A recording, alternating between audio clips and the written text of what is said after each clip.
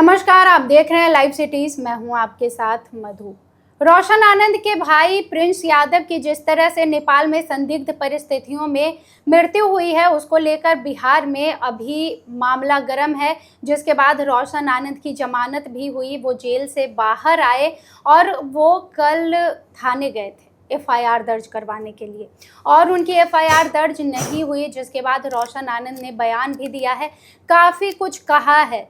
अब इस वीडियो में हम इस मुद्दे पर बातचीत करेंगे कि जो प्रिंस यादव की मौत है वो नेपाल में हुई है और यहाँ पर रोशन आनंद एफआईआर दर्ज करवा रहे हैं, तो इसके क्या प्रावधान है, आखिर एफआईआर दर्ज क्यों नहीं किया जा रहा है, क्या भारतीय जो कानून है, संविधान है, उसके तहत इस मामले में एफआईआर दर्ज नहीं किया जा सकता है, या फिर इसमें इंटरनेशनल लॉ को इन्वॉल्व करना होगा और इसकी आगे जांच कैसे होगी, तमाम बातें जानेंगे। और इस मुद्दे पर बातचीत करने के लिए हमारे साथ मौजूद हैं पटना हाई कोर्ट के जाने माने advocate Dev Prakash sir. Sir, आपका स्वागत है। धन्यवाद। सर, ये जो मामला चल रहा है बिहार में रोशन आनंद के भाई प्रिंस यादव की मौत को लेकर, कल रात हमने देखा कि कैसे सड़क पर भीड़ उमड़ी हुई थी लोगों की, और जो रोशन आनंद हैं वो गए थे एफआईआर दर्ज करवाने, पर पुलिस वालों ने एफआईआर दर्ज नहीं की उनकी। एफआईआर क्या दर्ज कराने गए थे? कौन सी घटना का? अपने भाई की हत्या को लेकर करवाने गए थे। उनके भाई की मौत तो नेपाल में हुई जी। और नेपाल किसी होटल में हुई। होटल कमरा अंदर से बंद था, जी। कोई अंदर प्रवेश नहीं किया था। पोस्टमार्टम रिपोर्ट नेपाल गवर्नमेंट के पास में होगा। जी। वो रिपोर्ट पता नहीं क्या आया नहीं आया, उसमें क्या लिखा हुआ है उसमें कुछ क्लियर नहीं है। उनके साथ जो लोग गए थे उनके ही लोग साथ में गए थे। जी, उनके दोस्त लोग साथ में गए थे और अपने मर्जी से गए थे, चूँकि उनका 109 में उनका नाम था अटेम्प्ट टू मर्डर में, एक एफआईआर में। जी। तो पुलिस के अरेस्ट से बचने के लिए भाग के वहाँ गए थे। होटल बदल बदल के रह रहे थे वहाँ पर। किसी होटल में रहे थे, किसी बीमारी की वजह से या कुछ खाने पीने की वजह से। जी। रात में रूम बंद है तो इस जेम्स बॉन्ड वाली कहानी बनाना कि हत्या कर दिया, षड्यंत्र क्या कर देगा? केस केवल for the sake of FIR थोड़े हो जाता है। आप अपने कोई व्यक्तिगत प्रतिद्वंदी को या किसी लड़ाई को कोर्ट एवं थाना को मोहरा बना के नहीं लड़ सकते। न तो कोर्ट मोहरा बनेगा न थाना, उसके बहुत सेटल सिस्टम ऑफ लॉ है। जी। तो आप जब एफआईआर ले गए तो एफआईआर तो कोचिंग में जो झमेला हुआ उसका तो ऑलरेडी एफआईआर पहले से किया हुआ है। जी। एफआईआर किया हुआ, जो घटना घटी है वो डेथ वाली घटना घटी है नेपाल में, यूडी केस वहाँ पर हुआ होगा। उसका यहाँ कौन इन्वेस्टिगेशन होगा? अगर कोई एफआईआर आप करेंगे तो एफआईआर बाद पुलिस क्या करती है? इन्वेस्टिगेट करती है मैटर को। जी। जी। बिना इन्वेस्टिगेट कर तो ऐसे नहीं, कुछ भी आप लिख दीजिएगा हियर सेज में स्टेटमेंट और उसको पुलिस मान लेगी। जी। जैसे कोई घटना घटता है कि मौत हो गया, रेप हो गया, कुछ भी हो गया, तो पुलिस लिखती है ना उसको। जी। उसमें बहुत सारे केस में है कि उसमें कहाँ ओनस गिरता है और कहाँ नहीं गिरता है। लेकिन प्राइमा फेसा पुलिस का काम है देखना। जी। कि प्राइमा फेसा देखेंगे उसके बाद हम एक्शन लेंगे उसको। जी। अगर इन्वेस्टिगेट करती है पुलिस, प्राइमा फेसा देखती है कि इसमें क्या मेकआउट हो रहा है, कोई जो बना रहे हैं, जब सेम केस पहले से दायर किया हुआ एफआईआर है ही, तो उसमें दूसरा केस करने का, मल्टीप्लिसिटी ऑफ केस करने का क्या मतलब? एक नंबर 2, अगर मान लीजिए पुलिस ने एफआईआर नहीं लिया कदम कुआं थाना ने। जी। कदम कुआं थाना ने नहीं लिया तो उनके साथ उनके वकील भी थे। जी। अब वो ब्रदर है, उन पर हम क्या टिप्पणी करें? यह बताइएगा, थाना में एफआईआर नहीं होगा तो उसका प्रोसीड्योर दिया हुआ है भारतीय नागरिक सुरक्षा संहिता के धारा 173 में। जी। अगर आप वहाँ नहीं लेता है तो आप अपना जो है कंप्लेन लिख करके जाएं सुप्रिंटेंडेंट ऑफ पुलिस के पास। जी। वहाँ लिख करके दें, ईमेल करें, स्पीड पोस्ट लेटर दें, जाके मिल के लेटर दे दें। वो अगर उचित समझेंगे, कहता है इफ़ ही सेटिस्फाइड, अगर उनको लगेगा कि हाँ कोई मामला है तो उसकी जांच वो खुद कर सकते हैं, किसी अधीनस्थ पदाधिकारी से भी, पुलिस पदाधिकारी से करा सकते हैं।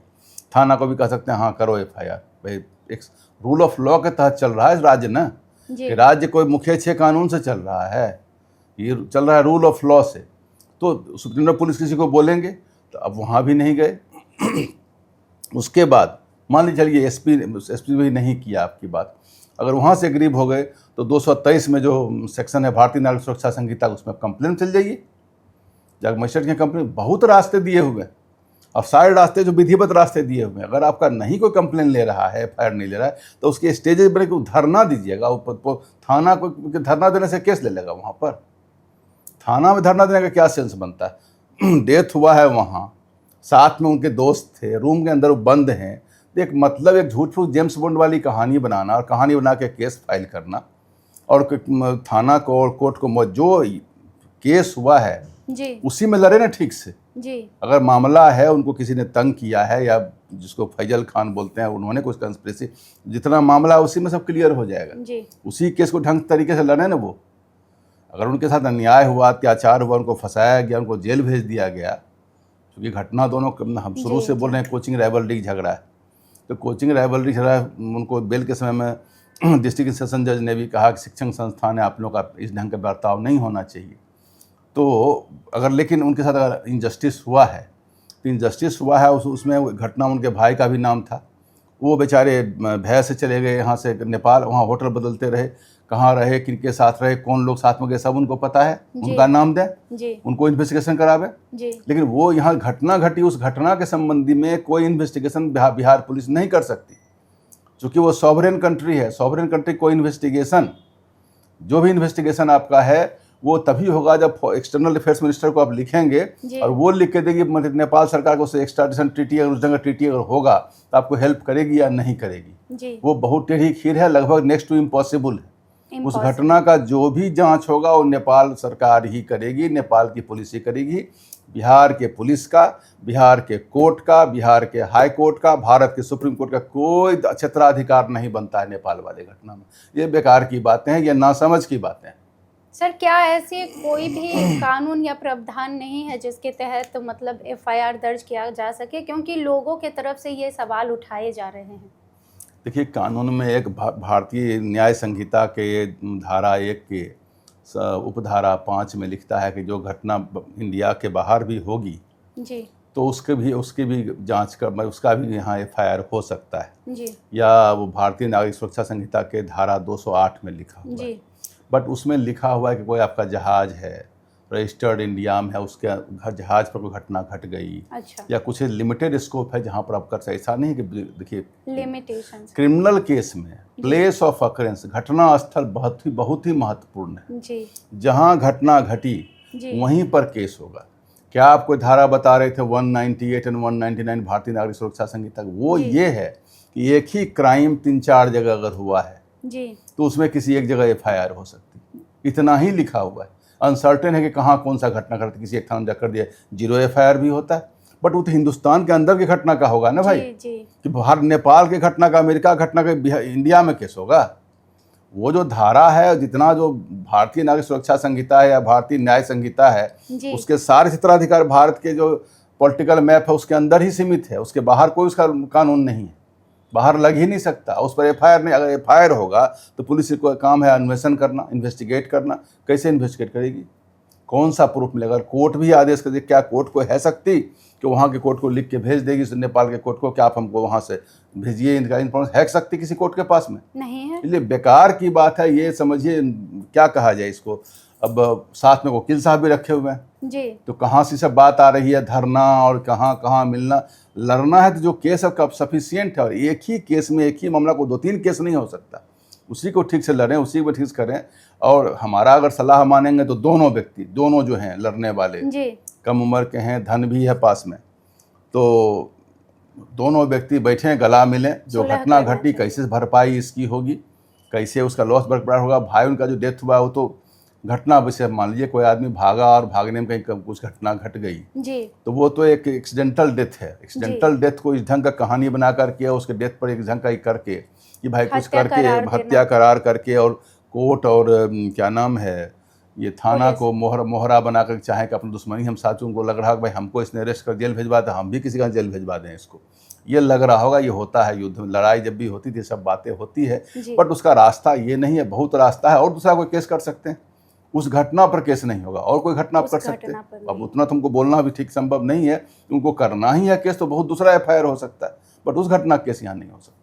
चलिए सर, मतलब एक सवाल और है हमारे मन में, जैसे कि लोग सीबीआई जांच की मांग कर रहे हैं इसमें, तो क्या इस मामले में सीबीआई को जांच सौंपी जा सकती है अगर केंद्र सरकार चाहे या फिर हाई कोर्ट चाहे? तो सीबीआई जांच तब सौंपी जाती है जब यह लगता है कि घटना पूरे हिंदुस्तान में कई एक जगह हुआ है जी, सीबीआई जांच तब सोच जाती है जबकि लगता है कि जो बिहार पुलिस है वो निष्पक्ष नहीं है, वो किसी के दबाव में काम कर रही पुलिस है। नहीं कर पाई। तो ऐसे केस में दो ही जगह शक्ति निहित है। एक तो बिहार के जो सरकार है वो चाहे तो किसी भी घटना की जांच सीबीआई को दे सकती है, प्रथम जी। दूसरी ऑनरेबल पटना हाईकोर्ट को पावर है जी, तो वो किसी केस को सीबीआई को सौंप सकती है जांच के लिए। दूसरे देश में हुई है तो उसका नहीं, दूसरे देश में किसी घटना को सीबीआई भी जो काम करती है वो भारतीय नागरिक सुरक्षा संहिता के अंतर्गत ही काम करती है।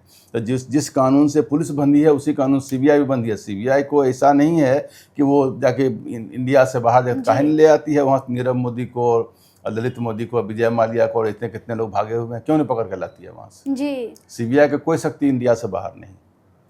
चलिए, तो तमाम बातें आपने सुनी है। देखिए, रोशन आनंद अपने भाई की हत्या के एफआईआर को दर्ज करवाने के लिए गए थे, जिसके लिए उन्होंने ये भी कहा कि वो काफ़ी समय तक बैठे हुए थे। उसमें अगर करना है तो नेपाल में जाके फॉलो अप कर सकते हैं। कहीं से कंस्पिरेसी एंगल है, कहीं से कोई लगा कि उनके भाई को हत्या जैसा उनके माइंड में लग रहा है, अगर लगता है ऐसा तो नेपाल में जाके केस करें। लेकिन नेपाल में केस करें, लेकिन नेपाल से फैजल खान को उठा नहीं सकता है, नेपाल सरकार भी यहाँ नहीं आ सकती। मतलब यहाँ भी दिक्कत हो जाएगी। जो फैजल इनके कोई आदमी अगर मान लीजिए वहाँ कंस्पिरेसी होगा जी, तो कोई इनके लोग होंगे जो इन्वॉल्व होंगे वहाँ पर। जो रूम बंद होगा तो अंदर रूम में कुछ कर दिया होगा, हो सकता है जेम्स बॉन्ड वाली कहानी। तो सिनेमा में ऐसा दिखाता है। तो ठीक है, अगर मान लीजिए ऐसी बात है तो कोई आदमी वहाँ इन्वॉल्व होगा तो वहाँ की पुलिस जांच करके देखेगी, मगर वो जांच इनके ऊपर नहीं आ सकती, उस जांच भी यहाँ नहीं पहुँचेगी। जो होगा वहीं जांच होगा। तो हमको लगता है कि वहाँ वाले केस का जांच कहीं उनको डाउट है, कोई घटना घटा है तो वहाँ जाके जांच करवा लें। यहाँ अगर केस करना है इस घटना के परे अभी लड़ना ही है और लड़ने का मन बनाए हुए तो बहुत आगे भी रास्ता मिलेगा लड़ने के लिए, बहुत उपाय है, लड़ते रहें।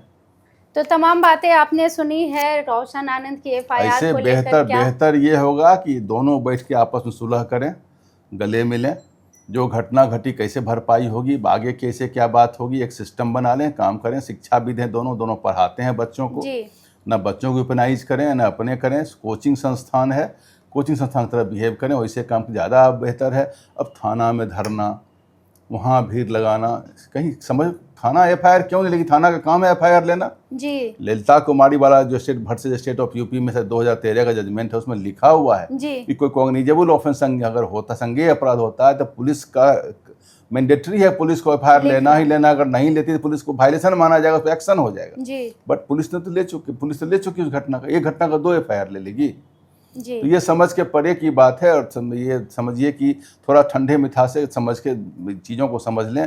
उनके साथ जुड़े हुए अच्छे एक से वकील सब है, सब बता देंगे। कानून की धारा की बात करें, उसे कानून धारा दूसरे मामले इरेलीवेंट है इस केस के लिए। तो अगर रोशन आनंद अपने भाई की मृत्यु की इन्वेस्टिगेशन करवाना चाहते हैं तो उन्हें नेपाल जाना पड़ेगा, क्योंकि ऐसे प्रावधान है संविधान के तहत। यही जो घटना हुई है उसके तहत संप्रभु देश कोई भी अगर है, कोई संप्रभु अगर देश है तो उसके देश वहाँ की घटना का जांच यहाँ नहीं हो सकता, जो सॉवरेन कंट्री जी।